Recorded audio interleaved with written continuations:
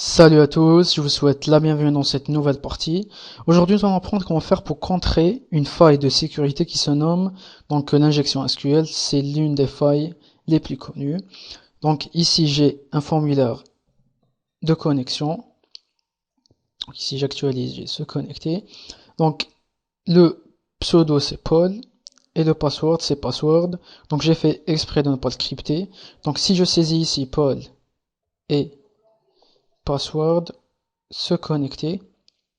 Donc j'ai ici bienvenue Paul. Donc si je saisis un mauvais password, c'est-à-dire différent de l'original, se connecter. Donc j'ai ici pseudo password incorrect, c'est logique. Donc je vous montre le code.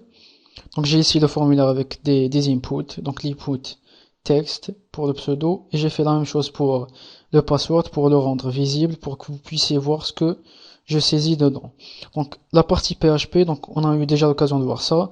Donc ici je déclare mes variables, je me connecte à la base de données et avec la requête SQL je vais chercher le pseudo et le password de ma base de données et je vais voir si la combinaison est juste. Donc si c'est le cas, j'affiche bienvenue Paul. Donc si ce n'est pas le cas, j'affiche pseudo ou password incorrect. Donc j'aurais pu le rediriger vers la page membre. Donc juste pour l'exemple, on affiche ici bienvenue Paul. Donc rien de bien compliqué jusqu'ici.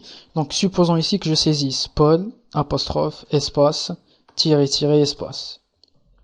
Et saisis, je saisis, et ici, pardon, je saisis le mauvais password, je saisis n'importe quoi. Se connecter. Donc si je clique sur se connecter, je devrais avoir pseudo ou password incorrect. Je clique sur s'inscrire.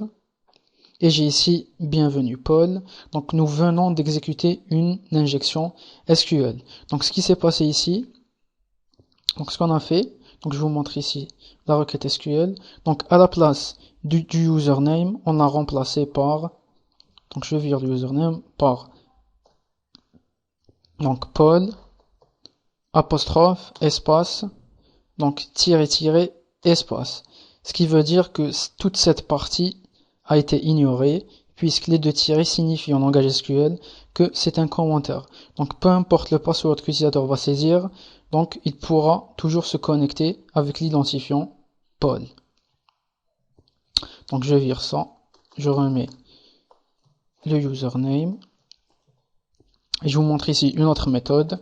Cette fois-ci je saisis le bon username, donc Paul, mais dans le champ password je saisis ici apostrophe, or rien, c'est-à-dire chaîne de caractères vide, est égal à rien, espace, espace, se connecter, et on a effectivement bienvenue Paul, alors que je n'ai pas saisi le bon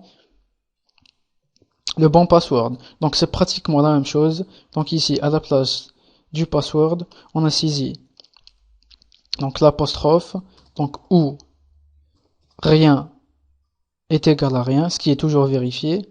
Donc espace, espace, donc et on rajoute le commentaire. C'est-à-dire le password est égal à rien. Donc si l'utilisateur tape Paul et il ne saisit pas de password, il peut se connecter quand même. Donc on vire ça. Et je remets ici le password et je vais vous montrer comment faire pour contrer cette faille. Donc ici, dans la déclaration non variable, on rajoute un MySQL real escape string. Donc MySQL real escape string.